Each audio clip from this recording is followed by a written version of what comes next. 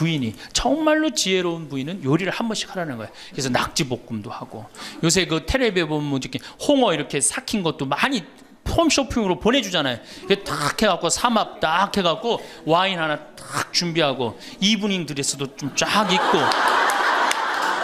이런 이벤트가 있어야지 60년을 같이 살지. 무슨 재미로 60년을 살아요. 이건 뭐 김치찌개 한번 해줬단 말이야. 부인이 저녁에 김치찌개 해줬는데 다음날 아침에 출근할 때 보니까 그거 졸여갖고 이제 또 내놨단 말이야. 저녁에 퇴근할 갖고 왔는데 그걸 볶아갖고 또 내놨어.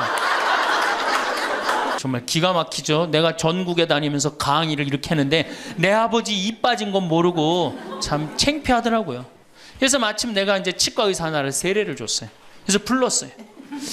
내가 너 세례를 줬는데 내가 네 세례를 주면 내가 네 영적인 아버지다. 근데 우리 육적인 아버지가 이가 하나도 없다. 1세기에 이 노인의 시대가 이제 도래를 했습니다. 불란서는 120년 만에 고령화 사회로 진입을 합니다. 근데 우리나라는 26년 만에 진입을 해버려요. 무슨 얘기냐?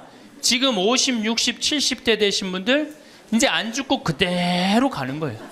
네. 그냥 불란서는 120년 동안 고령화 사회가 되면서 조금 죽었다가 보충되고 죽었다 보충되면서 조금씩 늘어났는데 우리는 그대로 이제 안 죽으면서 그대로 다 같이 가는 거예요.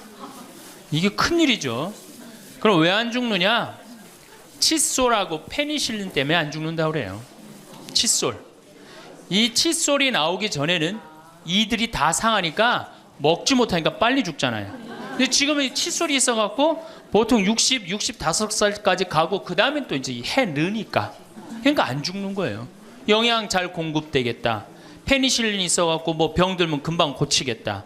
안 죽는 거예요. 얼마나 안 죽느냐? 지금부터 제가 하는 얘기를 잘 들으시기 바랍니다. 제가 경기도 광주 능평 성당에 본당 신부로 있을 때 87살 먹은 루시아 할머니가 있었어요. 근데 이 할머니가 6.25 때 남으로 넘어왔어요. 근데 6.25 때 남편이 세상을 떠났어요. 그리고 아들 둘을 서울대 고대 상경대학을 졸업을 시켰어요. 혼자서 이렇게 아들들을 둘 다 은행장을 하고 있고 얼마나 할머니가 출세를 했어요. 그런데 이 할머니하고 아들 출세한 건 전혀 상관없어요. 이 할머니가 77부터 방에 들어누웠어요. 그러니까 10년 동안 방에 들어놓으면 무슨 생각밖에 안 들어요. 외롭고 정말로 아침부터 밤중까지 가만히 들어놓여 있는데 무슨 삶의 낙이 있겠어요. 살 만큼 살았는데. 그러면 내가 이제 할머니 손을 꼭 붙잡고 뭐라고 그러냐면, 할머니 걱정하지 마세요. 내가 성당 가서 어떻게 좀 해볼 테니까 걱정하지 마세요. 제가 그렇게 이제 할머니하고 공동체를 한 6개월 동안 했는데 6개월 만에 아들이 밤에 전화가 왔어요. 신부님, 우리 어머니 돌아가실 것 같다는 거예요. 왜 그러냐 그러니까 화장실에서 넘어져갖고 갈비뼈 2대가 부러진 거예요. 근데 이 할머니가 87인데 몸이 말랐어요. 갈비뼈 2대 부러지면은 그 나이에 똑 부러졌다고 그러는데 거의 즉사예요. 80 넘어갖고 뼈 부러지면 뼈가 안 붙어서 죽는 경우가 되게 많거든요. 그래서 내가 이제 병자 가방을 들고 쫓아갔어요, 할머니한테. 그랬더니 할머니가 막 숨을 몰아 쉬더라고요. 그래도 제가 보좌 신부를 16,000명, 13,000명 이런 데 보좌 신부도 하고 본당 신부도 한 4,000명, 5,000명 해갖고 또 병자 성사를 많이 해갖고 딱 보면 알아요. 3개월 갈 거다, 한 달 갈 거다. 그래서 내가 아들한테 그래요. 한 3개월 갈 것 같으니까 3개월 정도 준비하라. 그럼 3개월 후에 어김없이 딱 가는 거예요. 근데 그 할머니를 딱 보는데 그날을 못 넘기겠더라고요. 그래서 이제 할머니 손을 붙잡고, 할머니 나하고 오늘 못 넘길 것 같으니까 나하고 총 고해성사 하자. 할머니 하느님이 열심히 믿었고 좀 아들들 훌륭하게 잘 키웠고 매일 그렇게 묵주기도 했으니까 내 생각에는 할머니 직천당이다. 오늘 돌아가시면 바로 오늘 하늘나라 올라가시는데 가면은 요셉 성인도 보고 베드로 성인도 보고 싶은 남편도 보고 성모님도 보고 예수님도 보고 내 안부도 전해줘라. 바로 가니까. 네. 할머니는 내 손을 꼭 붙잡고 뭐라 그러냐, 신부님 그동안 너무 고마웠다는 거예요. 올 때마다 사탕도 갖고 오고 선물도 갖고 오고 내 얘기도 들어주고 그래도 외롭지 않게 신부님 왔을 땐 행복했다는 거예요. 그래서 이제 내가 할머니 손을 잡고, 할머니 장례미사 내가 잘해줄 테니까 강론도 잘하고 걱정하지 말아라. 하여튼 직천당 가서 이제 안부도 전해주고 내가 강론 잘해줄 테니까 걱정하지 말고 잘 가셔라. 할머니는 그동안 너무너무 고마웠다. 그러면서 이제 서로 손을 꼭 잡고 죽기로 이제 합의를 이제 봤어요. 이제.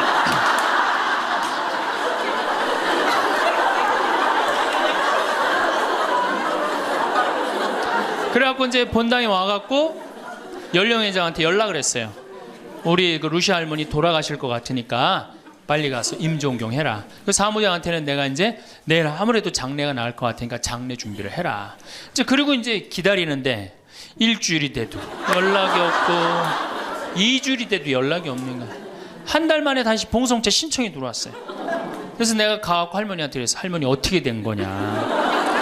우리 살아서 안 보기로 하지 않았느냐. 근데 왜 살아있느냐. 그랬더니 할머니가 우리 아들들이 어머니 돌아가시면 안 된다고 삼성의료원에 데려다가 그걸 붙여갖고 온 거예요. 그래서 그때 이제 할머니가 이제 방에 누워갖고 그전에는 화장실이라도 다녔는데 이제는 이게 부러졌으니까 2년 동안 화장 못 가고 오줌똥을 며느리가 받아냈어요. 그 며느리도 참 착한 며느리죠. 90살이 됐어요. 이런 부활 때 돼갖고 내가 이제 봉송체를 나갔는데 할머니가 일어나서 나온 거예요. 날 마중을 나왔어요. 그리고 하시는 말씀이 신부님 이제 좀 일어나 다닐만 하다는 거예요. 이게 지금 가두션찬을 판국인데 일어나 다닐만 하다. 92살이 됐는데 이 할머니가 내가 성당을 줬는데 성당 어떻게 줬는지 구경하고 싶다고 이게 이불을 뒤집어 쓰고 성탄 전야미사에 나왔어요. 이제는 안 죽어요. 여러분들 정말로 내가 보통 이게 30년을 한 세대로 봅니다. 그렇죠? 그 60까지 결혼 30에서 60까지 이 정말 오래 사는 거예요. 근데 요즘은 이제 90까지 한 남자하고 60년을 살아요. 살만해요? 한 남자하고 한 여자하고 한 남자하고 부부로 만나서 딱 30년 사는 게 가장 맞대요. 그래서 그걸 30년을 한 세대로 보는 거예요. 근데 이게 더블로 사네. 한 남자랑. 저는 생각 잘했죠. 장가 안 가고 혼자 사는 게 정말 좋은 거예요. 또 내가 그 능평성당에 있으면서 겪었던 일인데 이 할아버지가 73살이야. 요셉 할아버지가 73살인데 며느리가 나보다 1살 어려요. 마침 우리 고향 사람이야. 그래서 아주 참 내가 이뻐했죠, 마음으로. 근데 이 며느리가 애를 4을 낳았어요. 그게 참 착해요. 누가 봐도. 그래서 다 효녀라고 그랬어요. 효부라고 그러고. 그 이렇게 보면은 정말로 성당도 열심히 나오고 시어머니 시아버지도 잘 모시고. 근데 나한테 와서 이제 개인적으로 신세 한탄을 할 때는 그러는 거예요. 신부님 시집살이 하기 너무 힘들다는 거예요. 우리 시어머니 시아버지는 아침 점심 저녁으로 따뜻한 밥만 원한다는 거예요. 8명을 아침 점심 저녁 밥 세끼를 한다고 생각해 보세요. 힘들겠어요? 안 힘들겠어요? 여러분들 힘들겠죠? 네. 그래서 내가 이제 그 마음으로 이제 새기고 할머니 할아버지들을 모시고 온천을 간 적이 있어요. 다 온천을 간 이제 끝나고 난 다음에 이제 우리 할아버지가 이제 73살 먹은 요셉 할아버지가 막걸리를 근사하게 드시더라고. 그래서 내가 할아버지한테 그랬어요. 한 잔 따라 드리면서 할아버지 왜 밥 세끼를 집에서 먹느냐? 한 끼 노인정 가서 먹어라. 아니, 노인정 가서 친구들하고 고스톱도 치고 바둑도 두고 그러면 치매도 안 걸리고 그렇게 전심 한 끼 나가서 먹으면은 며느리도 아침 다 상 치고 난 다음에 학부형도 만나고 친구들도 만나고 아니 며느리가 무슨 징역 사는 것도 아니고 아침 전심 저녁 세 끼를 다 차려줘야 되니 얼마나 힘드냐. 그랬더니 이 할아버지 저한테 화를 내는 거예요. 신부님 난 노인정 가기 싫다는 거예요. 아니 왜 노인이 노인정 가기 싫으냐. 그랬더니 이 할아버지가 저한테 명언을 했어요. 무슨 명언을 했냐면 형들이 심부름을 시켜서 가기 싫다는 거예요.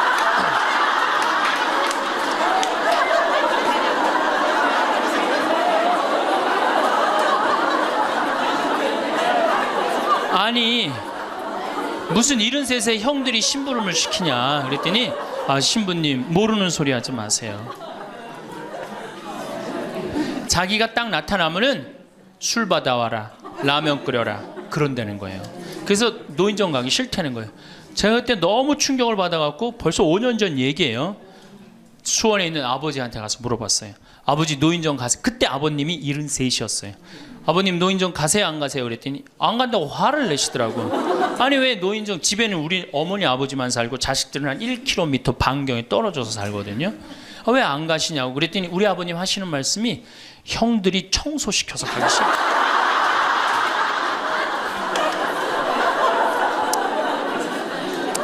제가 알아보니까 75살 이하를 청노인이라고 그래요. 청년 노인이라는 거예요. 청년 노인. 이제 안 죽어요. 제가 여기 3년 전에 수원 고등동 성당에 95살 먹은 할머니가 오셔갖고 래프팅 하고 가셨어요. 배 타는 거 있죠? 그래서 내가 그때 그랬어. 할머니는 참 죽기 전에 이렇게 래프팅도 하고 가니까 너무 좋다고 그랬더니 그 할머니가 나도 원이 없다고 이렇게 이 나이에 래프팅 배 타고 강에 래프팅을 했다고. 작년에 97인데 또 와서 또 하고 갔어요. 그러니까 여러분들 100살 산다는 거 지금 막연한 얘기가 아니에요. 여러분들 100살 산다는 게 확실하게 여러분들은 앞으로 남은 인생이 50년 남아있어요. 이렇게 오래 살 줄 모르고 지금부터 이제 중요한 얘기예요. 지금부터 잘 들어요. 지금부터 이렇게 오래 살 줄 모르고 있는 돈 없는 돈 자식한테 다 물려줬어. 얼마를 물려주느냐 이게 이제 큰일이에요. 자식 대학 하나 졸업시키는데 2억 5천 들어갑니다. 둘 졸업시키면 5억이에요. 부부가 은퇴해서 죽을 때까지 우리가 지금 필요한 현금이 5억이에요. 자식 둘 대학만 안 보내면 뭐예요? 딱 노후대책연금 딱 확보하는 거예요. 그런데 우리가 지금 자식들 정말로 보낼 애들을 대학에 보내느냐. 지금 여러분들 20대 실업자가 100만 명이 넘어요. 걔네들 다 대학 나온 애들이에요. 독일은요, 얘가 똑똑하고 안 똑똑하고 중학교 때 갈라버려요. 그래서 대학 나오는 사람 별로 없어요. 그리고 중학교 때 머리 나쁜 놈은 어떻게 해? 기술 배워갖고 기술을 배워갖고 월급 별 차이 없어요. 근데 우리는 돌머리든 돌머리가 아니든 다 대학을 가잖아요. 그러니 이름으로 대학은 나왔고 기름칠하는 일을 하기 싫고 그 취직을 안 하는 거죠. 이걸 한량이라고 그럽니다. 한량.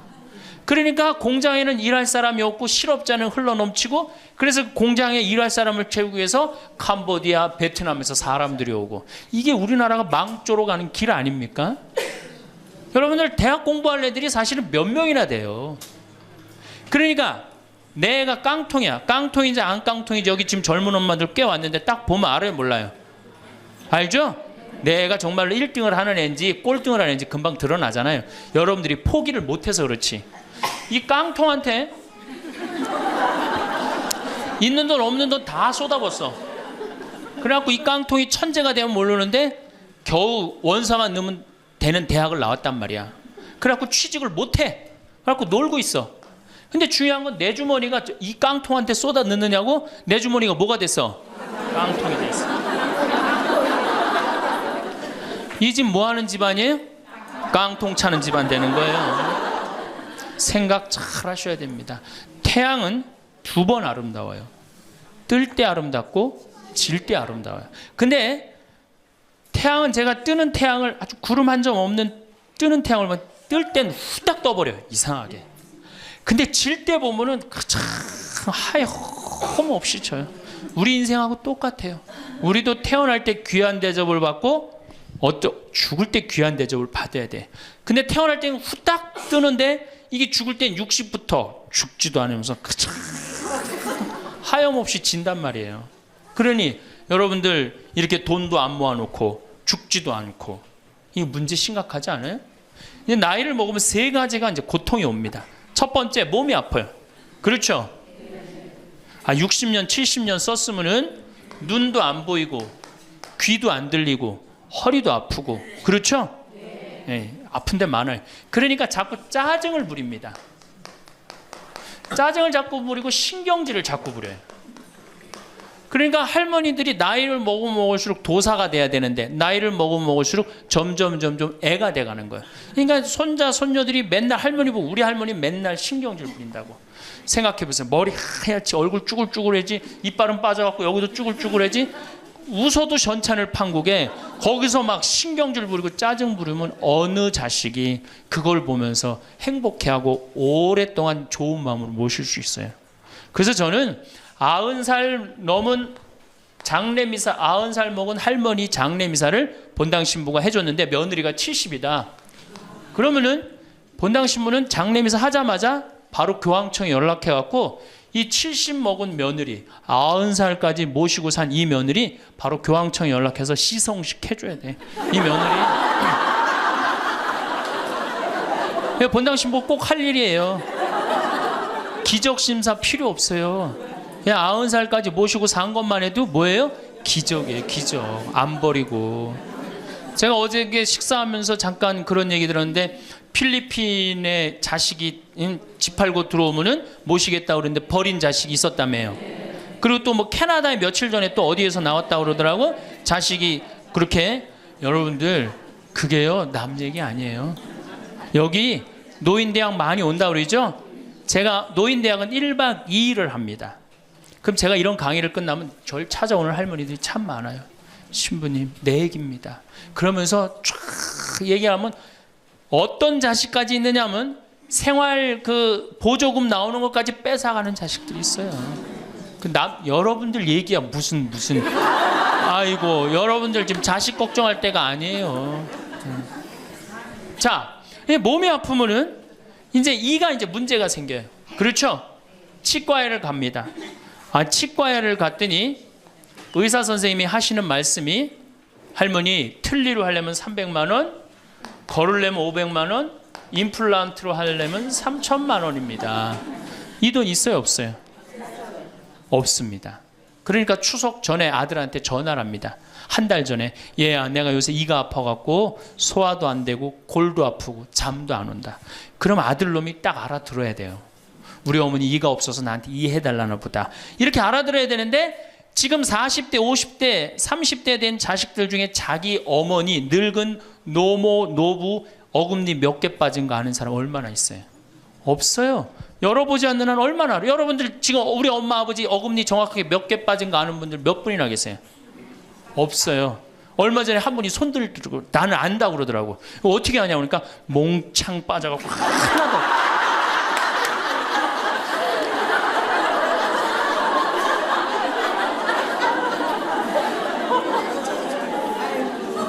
그러지 않는 한 자기 부모님 어금니 몇 개 빠진 거 아는 사람 없어요. 제가 지금 강의를 한 10만 명 이상 했는데 정말로 아는 사람들 없어요. 그러니까 이 아들놈이 한다는 소리가 어머니 소금으로 양치하세요. 헬 이빨이 있어야지 소금으로 해든지 말든지 했지. 이 속으로 끓는 거죠. 2주 전에 또 전화를 합니다. 얘야 내가 요새 이가 더 아파갖고 소화도 안 되고 잠도 안 오고 골도 더 아프다. 어머니 왜 이렇게 내 말을 안 듣느냐고 소금으로 해라니까. 그리고 이제 아들이 추석날 와갖고 용돈을 주고 왔는데 딱 10만 원을 주고 갔다. 그러면은 이때부터 미치는 거예요. 이때부터 속이 끓기 시작하는 거예요. 젊었을 때는 자식 키우는 재미로 보는 재미로 그렇게 했는데 지금은 이제 내 몸 하나도 이제 건사하기 힘들고 죽지도 않으니까 막 속이 막 미치는 거예요. 어디 가서 얘기하고 싶은데 창피해요, 안 창피해요? 창피합니다. 그러니까 이제 누굴 찾아오냐면 이제 본당 신부를 찾아옵니다. 저를 이제 찾아오는 거죠. 신부님 내 말 좀 한번 들어보세요. 할머니들이 이제 내 말을 들어보라고 그러면은 이제 몸 아픈 거 아들이 이해 안 해준 거 이런 것만 하면 내가 다 알아듣는데 우리 할머니들은 내 말 좀 들어보라고 그러면은 꼭 어디서부터 시작하냐면 대동아 전쟁부터 이제 시작해요.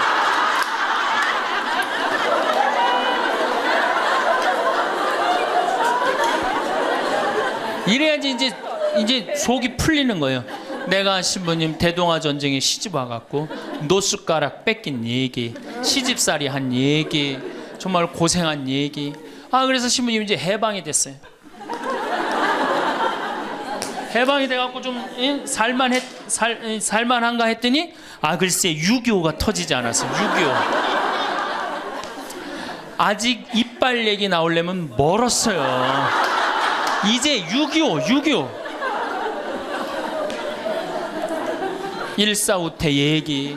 그리고 이제 53년부터 참 우리 지금 70대 80대 된 할머니 할아버지들한테 잘해야 돼요. 53년부터 62년까지 똥구멍이 찢어지게 가난하게 고생한 얘기 합니다. 전 정말 몰랐어요. 똥구멍이 찢어지게 가난하다는 얘기를 참 많이 들었는데, 그래서 할머니한테 한번 물어봤어요. 할머니, 똥구멍이 찢어진 게 뭐예요? 신부님, 말도 마십시오. 6.25 전쟁 때 여러분들 2차 세계대전에 쏟아놓은 폭탄을, 그거 남은 폭탄 다 우리나라에 다 쏟아붓어요. 그러니 전쟁 끝나고 뭐가 있어요? 전부 다 폐허가 돼갖고 아무것도 없죠. 가을에 우리나라가 한 85% 이상이 소작농이에요. 겨우 자기 해 먹을 거 그것밖에 안 됐어요. 전쟁 끝나고 9월에 이제 추수를 합니다. 9월에 추수를 하면 먹을 게 언제 떨어져요? 2월에 떨어져요. 그럼 보리는 언제 펴요? 5월에. 여러분도 오시면서 보리밭 보셨어요? 보리밭 이렇게 있는 거. 5월에 이제 보리가 피면은 2, 3, 4, 5월을 견뎌야 되는데 먹을 게 있어요? 없죠. 그러니까 산에 풀뿌리 캐서 먹고 나물 캐서 먹고, 그것도 모자라면 이제 뭐를 캐서 먹느냐면 소나무 껍질 안에 하얀 속살, 그거를 이제 벗긴다 그래요. 그걸 벗겨갖고 말린다 그래요. 말려갖고 그걸 간대요. 할머니들 옛날 할머니들 생각나시죠? 그걸 갈아갖고 국에 넣어서 먹으면은 국이 빨간데 국을 먹으면 배가 부르대. 또 거기다 밥을 해서 먹어도 배가 그렇게 부르대. 옛날엔 배가 고파 죽겠는데 배 부르면 최고 아니에요. 배는 이제 먹었는데 이제 배는 부르는데 문제는 이게 섬유질이 엄청나게 강한 거예요. 이게 야채나 뭐 채소나 과일의 섬유질하고 틀리대요. 그래갖고 이제 이게 들어가면 소화가 안 되고 딱딱하게 굳는 거예요. 수분이 빠지고. 대장에 가면 이제 딱딱한 돌덩어리로 굳는 거예요. 그 딱딱한 돌덩어리로 굳은 걸 빼내려고 그러니 똥구멍이 찢어지는 거예요. 신부님, 똥구멍이 찢어지게 가난하게 고생한 얘기. 그리고 이제 내가 자식들을 이제 내 자식만은 고생을 시키지 않으려고 정말 내가 먹고 싶은 거, 쓰고 싶은 거, 다니고 싶은 거 안 하고 논 팔고 소 팔고 정말로 고생해서 내 자식을 키워놨는데, 내가 늙어서 이해해달라고 그러는데 아니 이 10만 원을 갖다 줬으면 신부님 억울해서 못 살겠다, 분해서 못 살겠다, 그 얘기를 해요. 이 얘기가 사실 남 얘기가 아니에요. 제 얘기예요, 제 얘기. 제가 아버님 70살 때 종합검진을 해드렸어요. 종합검진을 이렇게 해드렸는데 깜짝 놀랐어요. 결과를 보고 어금니가 하나도 없으신 거예요. 어금니가 하나도 없어. 그래서 아버지, 제가 맨날 이렇게 갈비집에 가서 갈비 사드릴 때 뭘로 드셨느냐고 그랬더니 아들 신부가 사주는 거라 앞니로 그냥 대충 씹어갖고 삼켰다는 거예요. 정말 기가 막히죠. 내가 전국에 다니면서 강의를 이렇게 했는데 내 아버지 입 빠진 건 모르고 참 창피하더라고요. 그래서 마침 내가 이제 치과 의사 하나를 세례를 줬어요. 그래서 불렀어요. 내가 너 세례를 줬는데 내가 네 세례를 주면 내가 네 영적인 아버지다. 근데 우리 육적인 아버지가 이가 하나도 없다. 돈은 내가 요것밖에 없으니까 네가 아버지다 생각하고 완벽하게 해놔라. 뭐 가장 정성을 들여서 해놔라. 내가 뭐 그 병원도 축성도 해주고 다 해줬으니까. 그래갖고 정말 아버지 하듯이 아버지라고 그래라 그냥. 그래 아버지 하듯이 거의 1년 동안 매주일 공사를 한 거죠. 그래갖고 완벽하게 해드렸어요. 그 다음부터 이제 갈비집에 가도 이제 심지까지 뜯어 드시고, 그 다음부터 이제 지리산 꼭대기까지 뛰어 올라갔다 뛰어내렸다. 두 번째, 친구가 없어요. 이거 아주 중요한 겁니다. 몸 아픈 거. 우리나라가 OECD 국가 중에 노인 자살률이 1위입니다. 누구보다 높아요? 일본보다 2배가 높아요. 일본은 고독사 하기로 유명한 나라예요. 늙어서 혼자 죽기로 유명한 나라예요. 근데 우리나라는 그 나라보다 자살률이 2배가 높아요. 왜? 경제적인 이유 때문에. 왜? 여러분들 여기 이제 할머니 할아버지들 몇 분 계신데, 자, 내가 돈에 주머니가 없어. 그럼 바깥에 나가고 싶어, 안 나가고 싶어요? 당연히 안 나가고 싶어요. 아, 내가 저 모임에 나가갖고 뭐 한번 얻어 먹었어. 그 다음에 내가 그 친구한테 사줘야 되는 내가 돈이 없어. 그 다음 만나게 돼요, 안 만나게 돼요? 나이 먹어갖고 돈이 없으면 자신이 없어져요. 자신이 없어져요. 그러니까 여러분들 자식 초등학생이 학원비가 50만 원, 지금 중학생이 70만 원, 고등학생이 90만 원이에요. 그러면은 내가 이 90만 원 중에 20만 원만 떼어서 어머니 용돈 줘봐. 우리 어머니 신나서 살걸?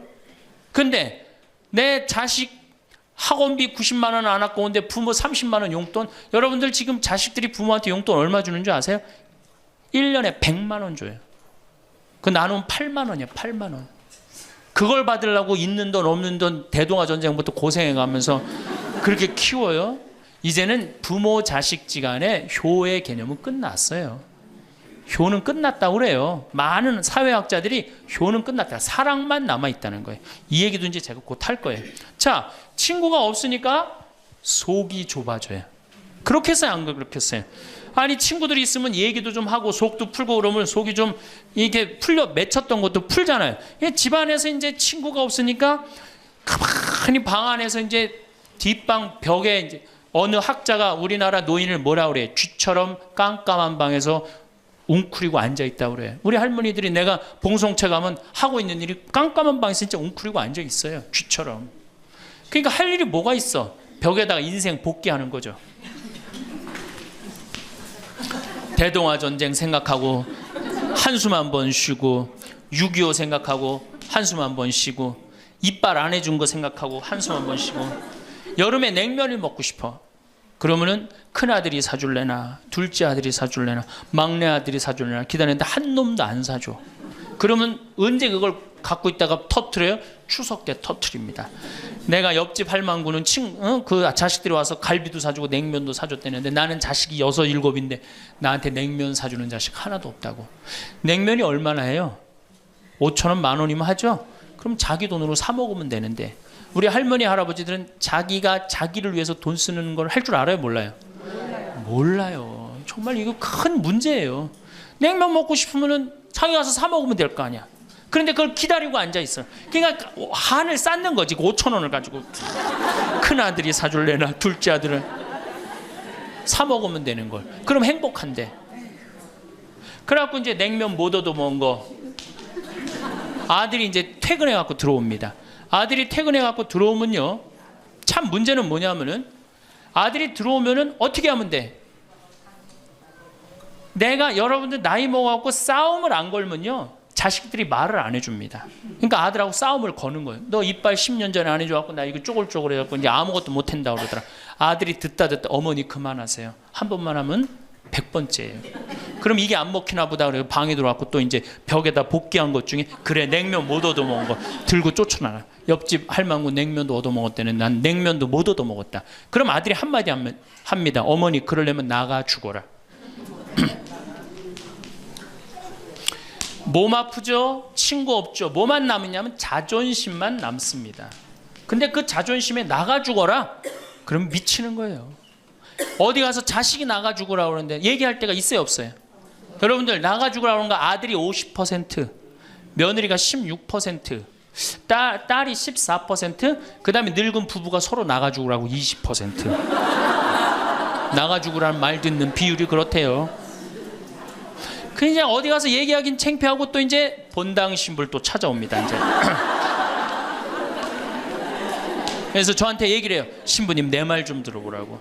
이제 할머니가 이제 또 내 말 좀 들어보라고 그러면 이제 또 대동아 전쟁부터 이제 시작을 합니다.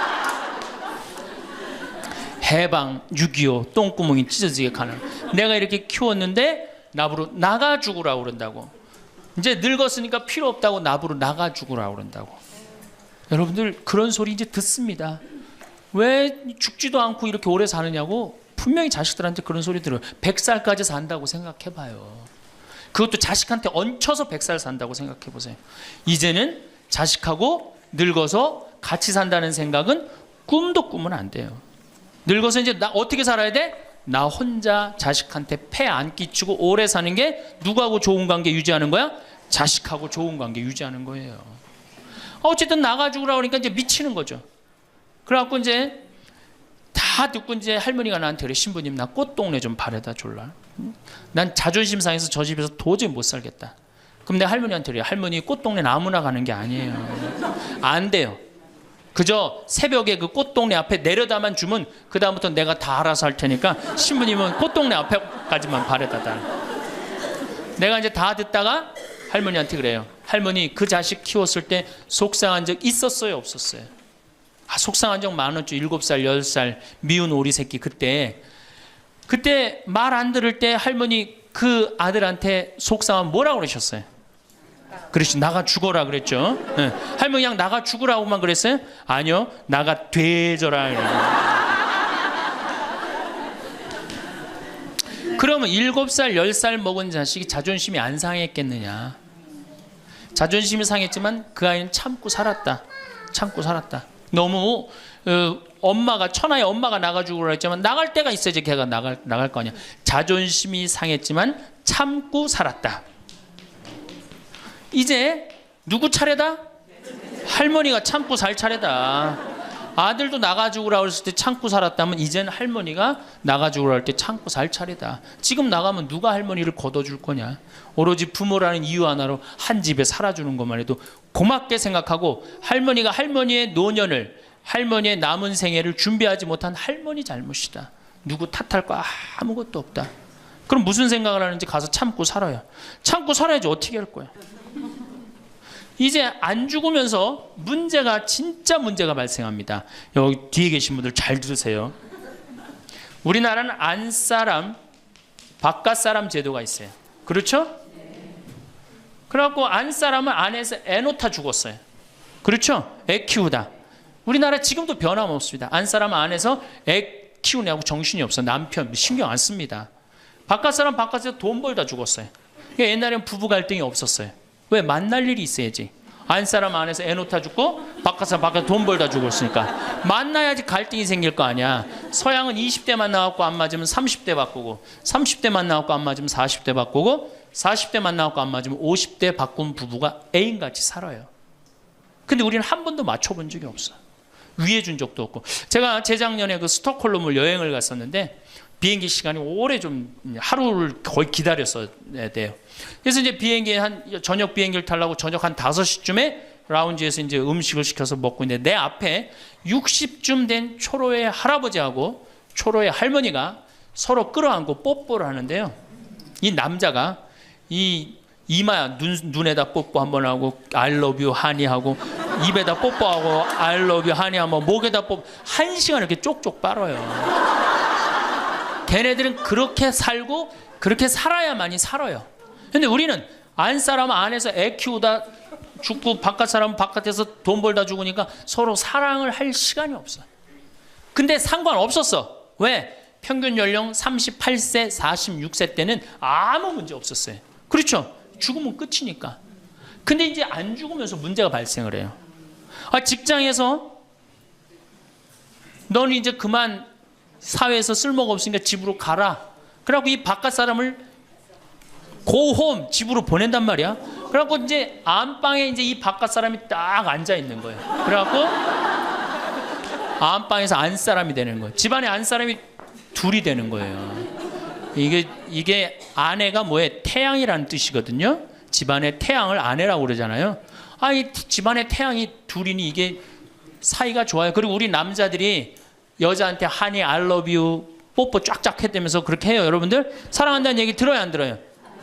이게 우리 큰 문제예요. 사랑한다는 말도 안 듣고. 이 우리나라 남자들은 부인을 위한 이벤트를 할 줄 몰라요. 그러니까 이게 어떻게 있느냐 하면 가을 젖은 낙엽 땅바닥에 붙어 있듯이 쫙 부인한테 붙어 있으면서 밥 새끼 따박따박 그냥 받아 먹고 끝난단 말이야. 설거지를 하기라나 뭘 하기라나. 그러니 미치는 거죠. 그러니까 할머니들이 저한테 진짜 할머니들이 그런 얘기 많이 해요. 정말 30년 40년 동안 밥 해대는 거 지겹다고. 지겹죠. 설거지를 해기래나 뭐 사랑한다고 말을 해기래나 뽀뽀를 해주기래나 그냥 소리나 뻑뻑 지르고 심부름이나 시키고. 근데 이 할아버지가, 어떤 할아버지가 갑자기 심장마비로 죽었어요. 그냥 얼마나 할머니가 좋아. 심장마비로 죽었으니. 병원에 가니까 의사가 딱 청진길 대더니 아유 할아버지 돌아가셨다고, 심장마비로. 이제 간호사한테 다 처리해갖고 냉도실로 모시라고, 영안실로. 그래갖고 이제 영안실로 이렇게 할머니가 이제 이렇게 할아버지 뒤를 따라가는데 이 할아버지가 가다가 깨어난 거예요. 깨어나갖고 이제 할머니가 뒤 따라온단 말이야. 그러니까 아우 나 좀 살아났으니까 얘기 좀 해달라고 막 그러니까 이 할머니가 못 들은 척.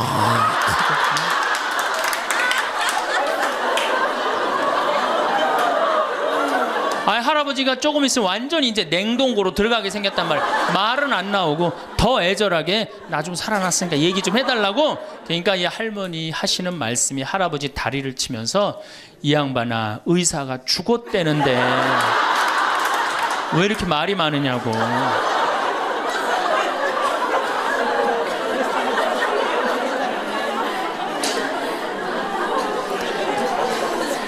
반대로 우리 여성들, 우리나라 이 여성 아내들이 남편한테 잘하느냐? 여러분들 남편한테 잘하세요? 여러분들 남편이 바깥에 나가면 왕 대접받는 남편이 얼마나 있을 것 같아요? 없습니다. 그럼 층층샷 나가면 섬기는 사람이에요. 굽신거려야 되는 사람이고. 근데 아침에 출근할 때 정말로 내 남편이 전쟁하러 나가는데 정말로 왕 대접하고 내보내는 부인이 얼마나 돼요? 이러지 않으면 다행이지. 머리 막 부시시 해갖고 막 사자 머리를 해갖고 머리 끝에는 밥풀 하나 딱 이렇게 붙여놓고 여보 다녀와. 퇴근을 했는데 아직도 그 부시시한 머리를 가지고 테레비를 보고 앉아있다. 어느 남자가 집에 들어오고 싶겠어요. 여기 평창에 대유라는 룸사롱이 오픈했어. 작년에. 서울 아가씨 항시 30명 대기 이렇게. 그러면 여러분들 남편이 어디 가면은 왕대접 받아요. 그러니까 여러분들이 남편을 룸사롱으로 내모느냐 집안으로 끌어들이느냐 누구한테 달려있는 거야? 여러분들한테 달려있어요. 그런데 그래서 일주일에 한 번 남편을 위해서 요리를 하라는 거예요. 부인이. 정말로 지혜로운 부인은 요리를 한 번씩 하라는 거예요. 그래서 낙지볶음도 하고, 요새 그 텔레비에 보면 이렇게 홍어 이렇게 삭힌 것도 많이 홈쇼핑으로 보내주잖아요. 딱 해갖고 삼합 딱 해갖고 와인 하나 딱 준비하고 이브닝 드레스도 좀 쫙 입고, 이런 이벤트가 있어야지 60년을 같이 살지. 무슨 재미로 60년을 살아요. 이건 뭐 김치찌개 한번 해줬단 말이야. 부인이 저녁에 김치찌개 해줬는데 다음날 아침에 출근할 때 보니까 그거 졸여갖고 이제 또 내놨단 말이야. 저녁에 퇴근할 갖고 왔는데 그걸 볶아갖고 또 내놨어.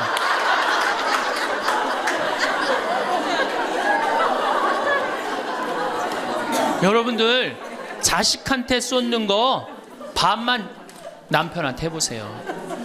여러분들 아마 얻고 살 거예요. 나이 먹어서 유일한 친구가 누굽니까?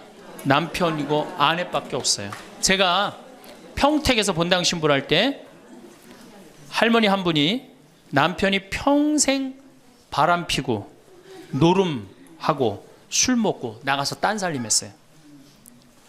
근데 이 할아버지가 늙어갖고 중풍이 걸린 거예요. 중풍이 걸려갖고 반신불수가 되고 집에 들어온 거예요. 그러니 할머니가 믿겠어요, 안 믿겠어요? 밉죠. 나만 보면은 빨리 죽었으면 좋겠다. 매일 입버름처럼 했어요. 그러니까 이 할아버지가 또 말도 못하는 중풍이 이제 와갖고 고해성사를 이제 이렇게 할머니하고 할아버지하고 같이 들어와요. 그래갖고 이제 할머니가 이제 할아버지 잘못한 걸 다 나한테 얘기를 해줘요. 그러면은 할아버지가 그걸 받아들이면 되는데 안 받아들입니다. 할머니를 때리는 거예요. 내가 언제 그랬느냐. 그러니 난 내가 봐도 야, 저 할아버지 양심도 없구나. 그냥 젊었을 때 저러더니 늙어서 고해를 대신까지 해주는데 얼마나 고마워. 그런데도 그냥 그 할머니를 때리고 저렇게 구박을 하니 참 정말로 빨리 죽었으면 좋겠다. 그런 생각을 했어요. 근데 그 할아버지가 돌아가셨어요. 마침 내가 있을 때. 그래서 내가 장례 미사를 해주고 할머니 손을 꼭 잡고 그랬어요. 할머니 이제 그동안 고생 많이 했으니까 이제 편안하게 집에 가서 이제 행복하게 쉬시라고 남은 여생. 그래갖고 이제 할머니를 보냈는데 그 밤 11시에 할머니가 전화를 했어요. 신부님 우리 집에 좀 와달라는 거예요. 한참 자는데. 왜 그러시냐고 그러니까 그 병상에 누워있던 남편이 없으니까 이 집이 그렇게 무섭고 쓸쓸하고 외롭고 허전하다는 거야. 지금 빨리 와서 기도를 해달라는 거야. 그래서 자다가 또 옷도 갈아입고 이제 내가 가고 그 할머니 이제 안수기도 해주고 이제 손잡고 기도해주고 오면서 늙어서 남편이 죽는다. 그날로 여러분들은 아무것도 아니에요. 완전히 홀로 되는 거예요. 그러니까 정말로 귀하게 지금 자식을 귀하게 해줘야 돼. 남편을 귀하게 해줘야 돼. 그러니까 오늘 당장 집에 가고 학원 끊어요. 학원 끊고 대학 다닌 자식 있으면 당장 휴학시키세요. 자, 맨 마지막으로 이제 돈이 없어. 이게 이제 제일 큰 문제죠. 그렇죠? 돈만 있으면 어때요? 자식하고 관계가 굉장히 좋습니다. 돈만 있으면. 어느 정도로 좋으냐? 작년에 내가 여기 우리 생태마을에 콩을 계약 재배를 했어요. 계약 재배를 했는데 1억 원어치 정도 콩을 샀어요. 그런데 제가 무슨 일이 좀 생겨갖고 돈이 없어졌어요. 있던 돈이. 그 돈이 이제 한 2달이나 3달 후에 나오는데 농민들은 빨리 돈을 달라는 거예요. 이 계약 재배해갖고 왜 안 주냐. 그래갖고 쩔쩔 매는데 꼭 요맘때예요. 우리 어머니가 딱 오시더니 아들이 막 쩔쩔 매고 사람들이 막 농민들이 왔다 갔다 하는 걸 보고 왜 그러시냐고 신부님. 그래서 내가 원래 계약 재배를 했는데 돈이 원래 한 2억이 들어오기로 했는데 그 돈이 안 들어왔고 내가 지금 못 줘서 지금 너무너무 당황스럽다고 그냥 그 얘기만 저는 했어요. 근데 어머니가 일주일 동안 있기로 하셨는데 그날 그냥 집에 가시더라고요. 우리 누나한테 가자 그랬더니 차로 가셨어요. 다음날 어머니가 전화를 하셨어요. 신부님 내가 그 돈 해서 보냈다는 거예요. 하루 만에 어머니가 그 엄청난 돈을 해서 보낸 거예요. 아들이 그냥 뭐 그런 거 고생하는 거 보기 싫은 거지. 그래갖고 그 돈을 해갖고 싹 일주일 만에 싹 정리했어요. 나는 어머니가 얼마나 고마운 줄 몰라요. 저는요 우리 어머니가요 안 죽었으면 좋겠어요.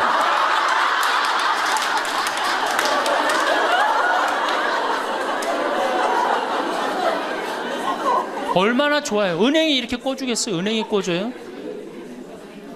그러니까 나이를 먹어갖고 자식한테 줄 수 있는 게 있어야 돼요. 근데 한꺼번에 다 주면 안 돼. 조금씩. 그리고 그 자식이 나한테 돌려주는 게 있는 자식한테 줘야지. 줬는데 안 주는 자식은 싹수가 노란 거예요. 그래서 그 자식한테는 주지 말고 내가 줬는데 나한테 준다. 그럼 그 자식한테 계속 잘해주면. 그래서 저는 어머니하고 자식 지간이 기브 앤드 테이크야. 죽을 때까지 기브 앤드 테이크를 해야지 서로 행복한 거예요. 네. 그래서 우리 자식들은 용돈 많이 드립니다. 어머니 아버지한테. 우리 어머니 아버지 이렇게 한 1년에 받는 용돈을 가만히 들어보니까 한 연봉 한 2천만 원 정도 되더라고요. 2천만 원이면 괜찮잖아요. 그럼 그 돈 당신 위해서 씁니까? 또 누구한테 써요? 자식들한테 다. 그러니까 서로 좋은 거예요. 기브 앤드 테이크. 이제 굉장히 지혜로워야 돼요. 노년을 행복하게 맞아요. 근데 돈이 없어. 그러면 이때부터는 천덕꾸러기 되는 거예요. 내가 이 프랑스 파리 쌍젤리제 거리를 가보니까 루이비통 구찌 있는 거리예요. 그렇죠? 쌍젤리제 거리 가보니까 거기서 저녁에 와인을 마시는 사람들은 할머니 할아버지밖에 없어요. 젊은 사람 꿈도 못 꿉니다. 우리나라 명동에 누구만 득실거려요? 젊은 애들이 득실거리죠? 이거 문제예요. 걔네들이 뭘 했어요? 돈을 벌었어요. 사회를 위해서 일을 했어요. 6.25를 겪었어요. 우리나라 경제 발전을 이뤘어요. 아무것도 한 거 없는 애들이 무의미하게 돈을 쓰는 거예요. 그러니까 사회가 불안정한 거예요. 이태리 로마의 라보나 광장이라고 있어요. 라보나 광장에 가보면요, 거기도 저녁에 할머니 할아버지 팔짱 다 7, 8분이 팔짱 끼고 숄 딱 거치고 와요. 그리고 와인 마셔. 젊은 애들은 꿈도 못 꿔요. 제가 오스트리아 비엔나에 비올라 공부하는 아이, 너 내가 맛있는 거 사줄게. 제일 좋은 데 가자. 그랬더니 시청 근처가 제일 식당이 좋대. 17명이 밥을 먹는데 15명이 할머니 할아버지예요. 젊은 애들 어디 있냐 그랬더니 내가 밥 먹고 보여드리겠습니다. 그랬더니 밥 먹고 시청 뒤에 공원에 가니까 젊은 애들이 우유하고 빵하고 그렇게 밥을 때우더라고요. 전심을 다 그렇게 때워요. 젊은 애들 왜 식당, 여기 젊은 애들이 식당에서 밥 꿈도 못 꿉니다. 스포츠카 할머니 할아버지들이 타고 다니지 젊은 애들 못 타고 다닙니다. 근데 우리나라는 명동에 가면 할머니 할아버지 없는데 어디 가면 할머니 할아버지 볼 수 있어요? 그렇죠. 탑골공원에 가면 거기서 배식 받아서 밥 먹고 있는 거. 이게 세상이 거꾸로 돌아가는 거예요. 나무는 뿌리가 튼튼해야지 나무도 튼튼합니다. 그렇죠? 나무가 튼튼해야지 열매도 튼튼한 거예요. 우리 사회도 할머니 할아버지들이 행복해야지 누가 행복할 수 있어? 내가 행복할 수 있어. 내가 행복해야지 누가 튼실해? 열매가 튼실한 열매가 나오는 거예요. 근데 지금 우리나라 사회는 뿌리가 썩어가고 있어요. 뿌리도 썩어가고 나무도 썩어가고 당연히 모두 썩어가요? 열매도 썩어가는 거예요. 지금 썩어가고 있어요. 자, 우리나라가 178개 국가 중에 행복지수가 102등이에요. 102등. 왜 102등이겠어요? 태어나면서부터 글자 공부하기 시작해. 유치원 특목 유치원 다녀. 영어 배워. 중국어 배워. 일본어 배워. 초등학교 가서 이 학원 저 학원 시달려. 공부 못하면 완전히 나쁜 놈이야. 이 세상에서 정말 부모한테 불효자야. 중고등학교 그래서 자괴감 느껴. 대학교 가서 또 취직해야 돼. 그냥 죽어라고 입사 시험 보는데 실업자가 100만 명 20대가 넘어. 대학을 졸업해도 취직도 못해.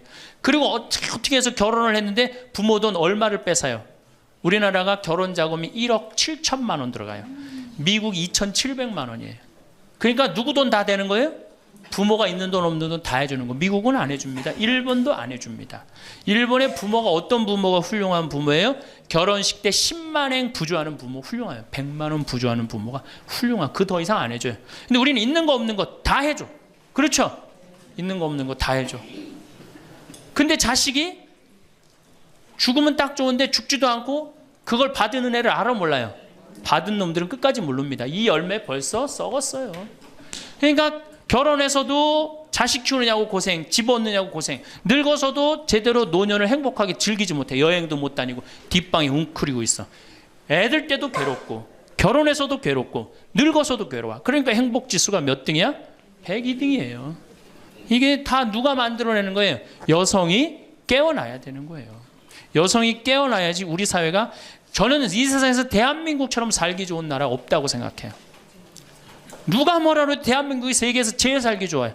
음식점에 가면 물 공짜로 주는 나라 어디밖에 없어요? 대한민국밖에 없어요. 다 사 먹어야 돼요.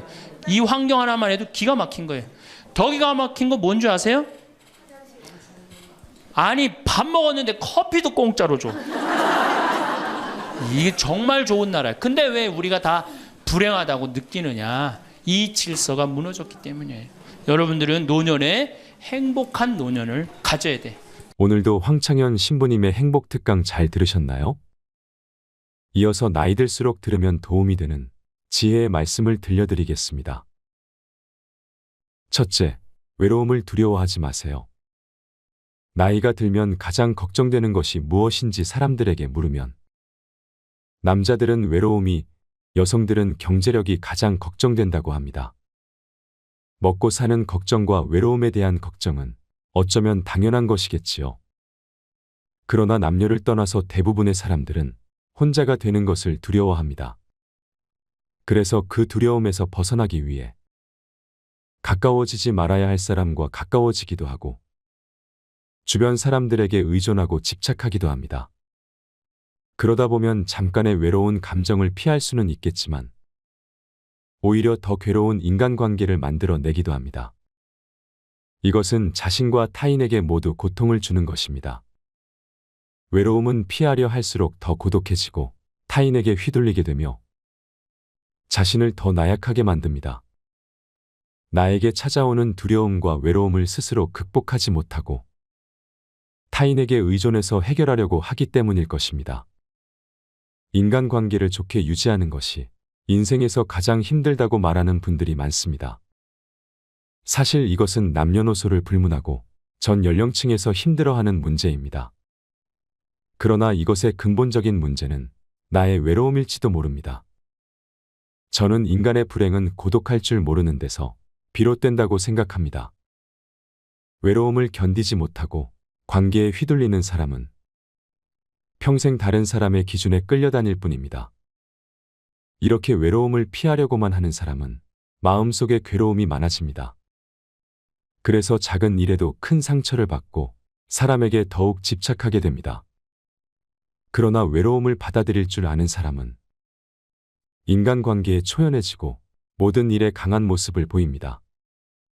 다른 사람과의 관계가 단절되는 것이 두렵고 그로 인해 고통을 느끼는 것을 외로움이라고 정의한다면 고독은 그 외로움을 선택하는 것입니다. 외로움이란 혼자 있는 고통을 표현하는 말이고 고독은 혼자 있는 즐거움을 표현하는 말이라고 합니다.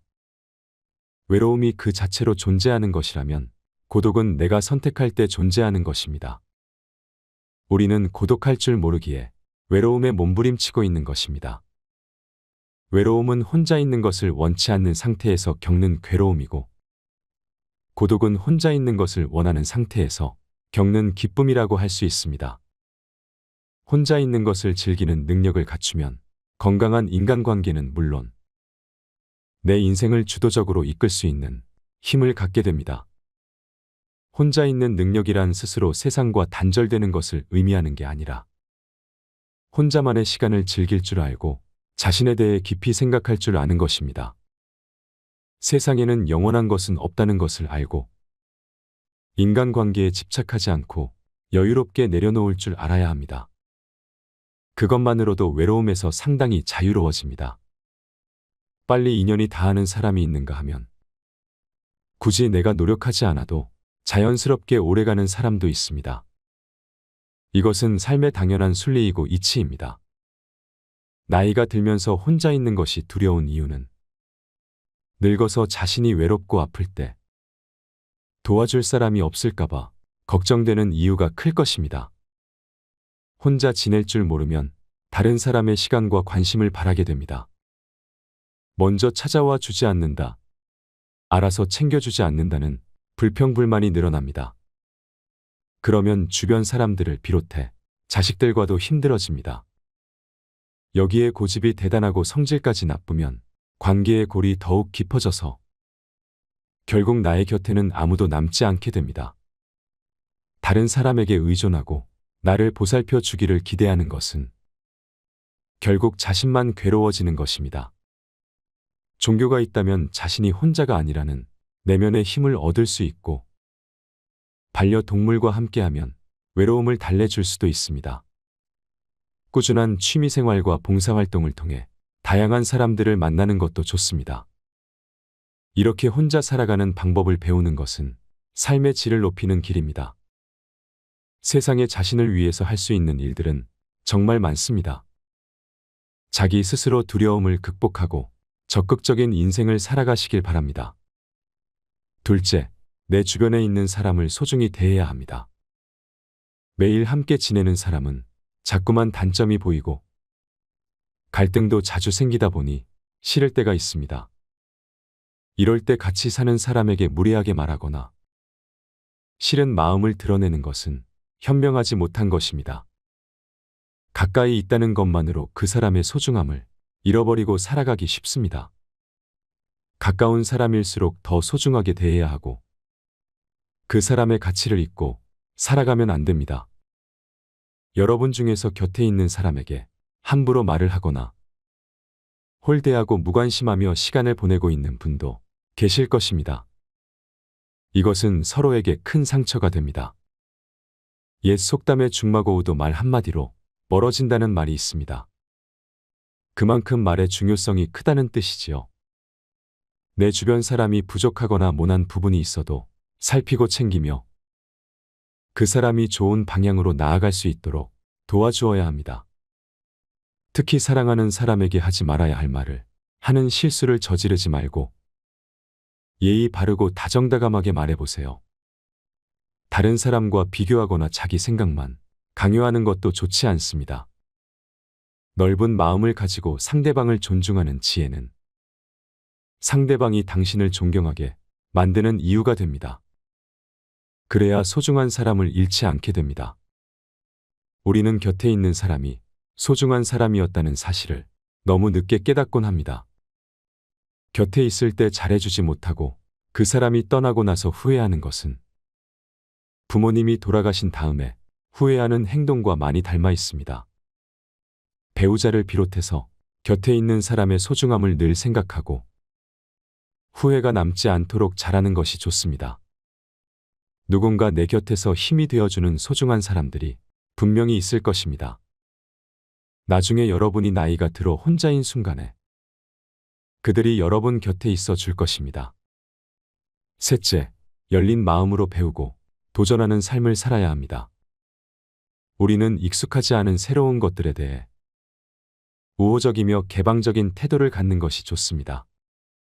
연구 결과에 따르면 우호적이고 개방적인 사람일수록 더 건강하고 행복하다고 합니다. 우호적이라는 것은 다른 사람들과 잘 지내려는 성향을 말합니다. 다른 사람을 배려하고 원만하게 지내려는 마음입니다. 개방적이라는 것은 새로운 것들에 열린 마음을 가지고 도전하는 것입니다. 개방성은 높은 상상력과 호기심이 있습니다. 원만한 관계 속에서 다양한 새로움을 경험하는 사람들이 더 행복하다는 것입니다. 새로운 취미를 찾거나 새로운 것에 도전하는 것은 인생에 활력을 주고 도움이 됩니다. 특히 호기심은 활력의 원천이며 내면의 힘을 기르는 기본적인 마음이라고 할 수 있습니다. 사람은 호기심을 잃는 순간 늙는다는 말이 있습니다. 혼자만의 시간을 잘 활용해서 자신의 부족한 점을 채워나가고 그동안 미뤄왔던 하고 싶었던 일을 하며 살아간다면 풍요롭고 행복한 삶을 누릴 수 있을 것입니다. 항상 배우는 자세를 유지하세요. 배우는 것을 멈추지 마세요. 무엇이 되었든 배움은 당신에게 큰 기쁨이 될 것입니다. 작은 목표를 달성하고 성취감을 맛보면서 삶의 에너지를 얻으세요. 새로운 것에 도전하는 것은 용기가 필요한 일이지만 자신의 한계를 넓혀가는 과정에서 커다란 성취감과 무엇과도 바꿀 수 없는 자신감을 얻을 수 있습니다. 넷째, 혼자가 될 줄 아는 사람이 좋은 인간관계를 만들 수 있습니다.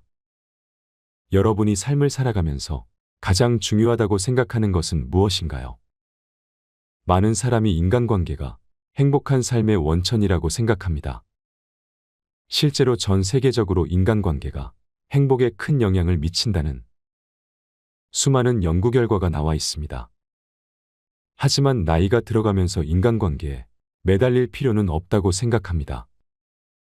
인간관계가 언제나 우리에게 긍정적인 효과를 주는 것은 아니기 때문입니다. 잘 맞지 않는 사람들과 억지로 관계를 이어나가려고 하면 오히려 불행을 초래할 수 있습니다. 인간관계 때문에 쓸데없는 에너지를 낭비하고 스트레스를 받게 되니 나의 행복을 위해서 나이가 들수록 혼자가 되는 것을 선택하는 용기가 필요합니다. 모든 사람들은 혼자가 되는 것에 두려움을 가지고 있습니다. 그리고 그러한 결핍을 채우기 위해 타인에게 의존하려고 합니다. 하지만 이런 태도는 타인에게 이용당하거나 남들에게 휘둘리기 쉬운 사람이 될 수 있습니다. 반면에 혼자서도 시간을 잘 보내는 사람은 현명하게 고독을 즐기며 시간을 잘 활용하고 자신의 부족한 부분을 스스로 채우려고 노력합니다. 좋은 인간관계를 맺는 것은 삶의 질을 높여주고 행복감을 주는 요소입니다. 하지만 좋은 인간관계를 맺기 위해서는 자신의 가치와 존중을 잃어버리면 안 됩니다. 단순하게 나이를 많이 먹었다고 성인이 아니라 진정한 성인이란 몸과 마음이 성숙하고 자유와 책임을 다하는 사람을 의미합니다.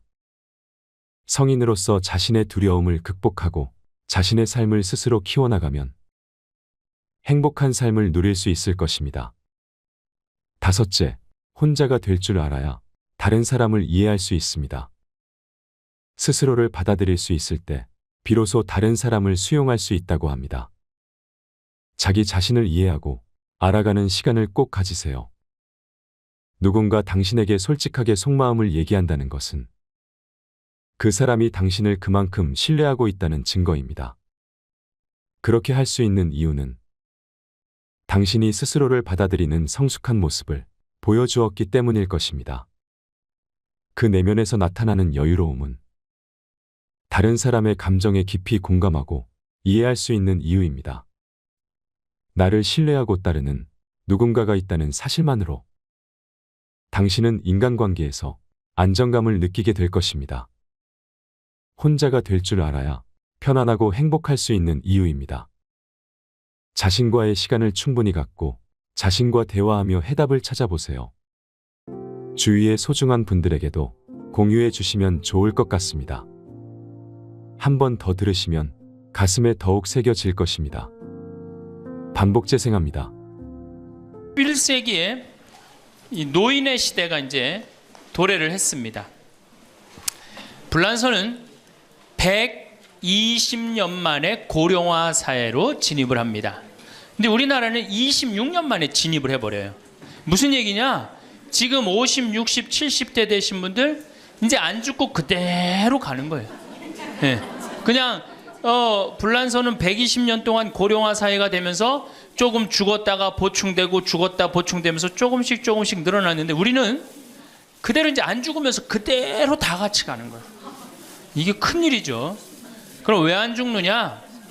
칫솔하고 페니실린 때문에 안 죽는다고 그래요. 칫솔. 이 칫솔이 나오기 전에는 이들이 다 상하니까 먹지 못하니까 빨리 죽잖아요.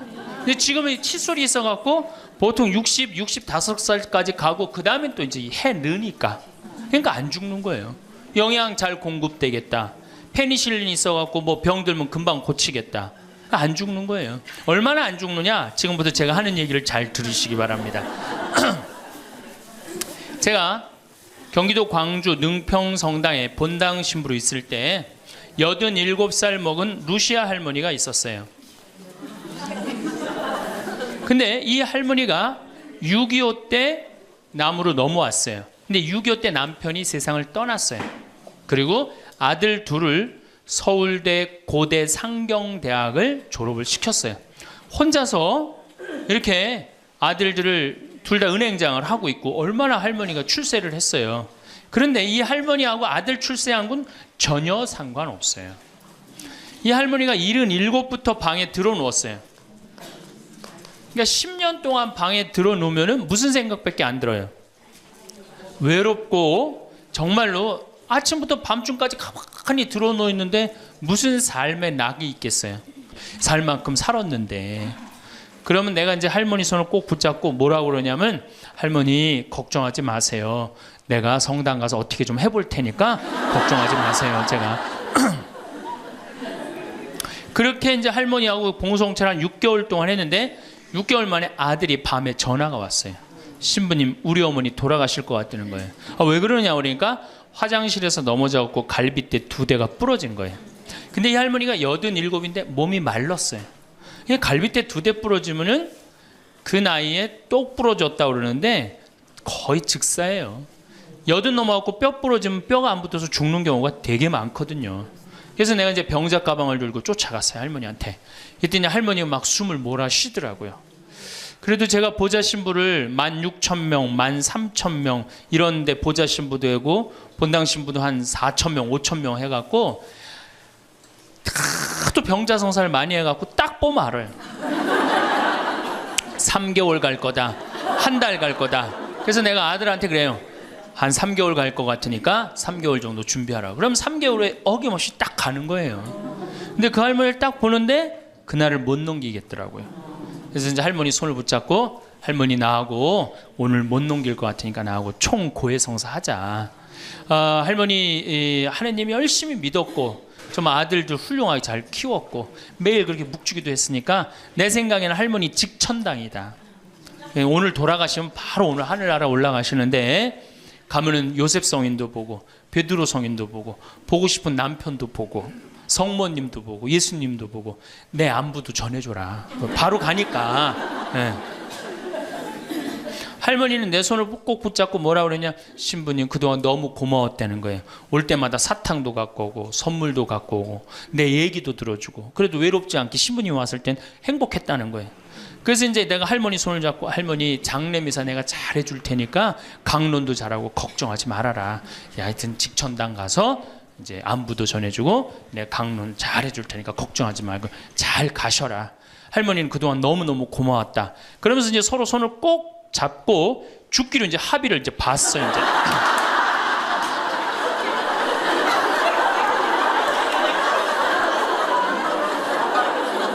그래갖고 이제 본당에 와갖고 연령회장한테 연락을 했어요. 우리 그 루시아 할머니 돌아가실 것 같으니까 빨리 가서 임종경 해라. 그 사무장한테는 내가 이제 내일 아무래도 장례가 나을 것 같으니까 장례 준비를 해라. 이제 그리고 이제 기다리는데 일주일이 돼도 연락이 없고 2주일이 돼도 연락이 없는 거야.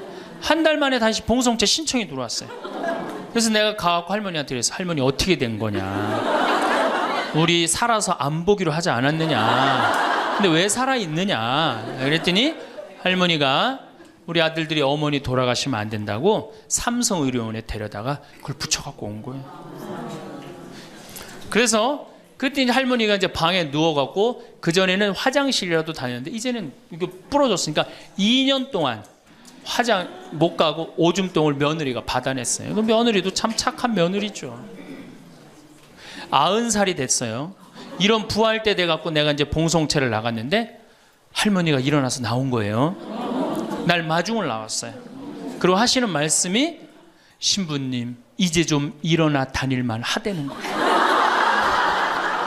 이게 지금 가두션찬을 판국인데 일어나 다닐만 하다. 92살이 됐는데 이 할머니가 내가 성당을 줬는데 성당 어떻게 줬는지 구경하고 싶다고 이게 이불을 뒤집어 쓰고 성탄 전야미사에 나왔어요. 이제는 안 죽어요. 여러분들 정말로 내가 보통 이게 30년을 한 세대로 봅니다. 그렇죠? 그 60까지 결혼 30에서 60까지 정말 오래 사는 거예요. 근데 요즘은 이제 90까지 한 남자하고 60년을 살아요. 살만해요? 한 남자하고 한 여자하고 한 남자하고 부부로 만나서 딱 30년 사는 게 가장 맞대요. 그래서 그걸 30년을 한 세대로 보는 거예요. 근데 이게 더블로 사네. 한 남자랑. 저는 생각 잘했죠. 장가 안 가고 혼자 사는 게 정말 좋은 거예요. 또 내가 그 능평성당에 있으면서 겪었던 일인데 이 할아버지가 73살이야. 요셉 할아버지가 73살인데 며느리가 나보다 1살 어려요. 마침 우리 고향 사람이야. 그래서 아주 참 내가 이뻐했죠, 마음으로. 근데 이 며느리가 애를 4을 낳았어요.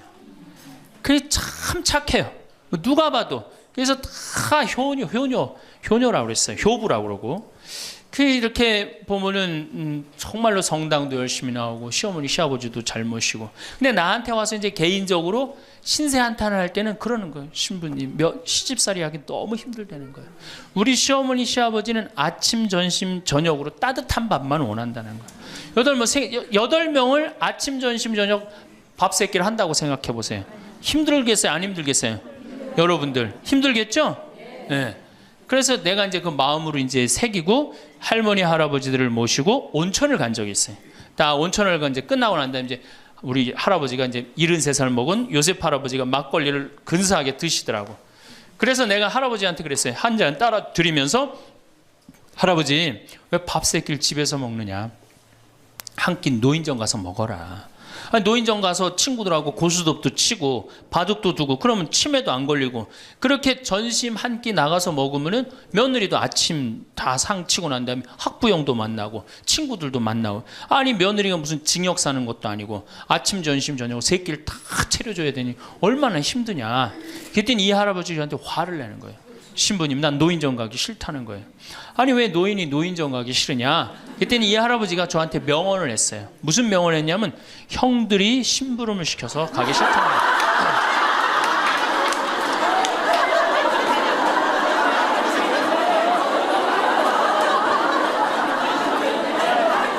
아니 무슨 73세 형들이 심부름을 시키냐. 그랬더니 아 신부님 모르는 소리 하지 마세요. 자기가 딱 나타나면은 술 받아와라, 라면 끓여라 그런다는 거예요. 그래서 노인정 가기 싫다는 거예요. 제가 그때 너무 충격을 받아갖고 벌써 5년 전 얘기예요.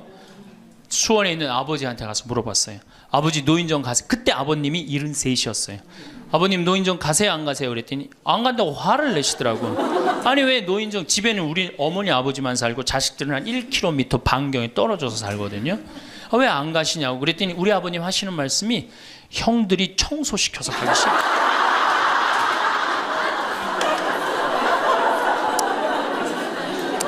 제가 알아보니까 75살 이하를 청노인이라고 그래요. 청년 노인이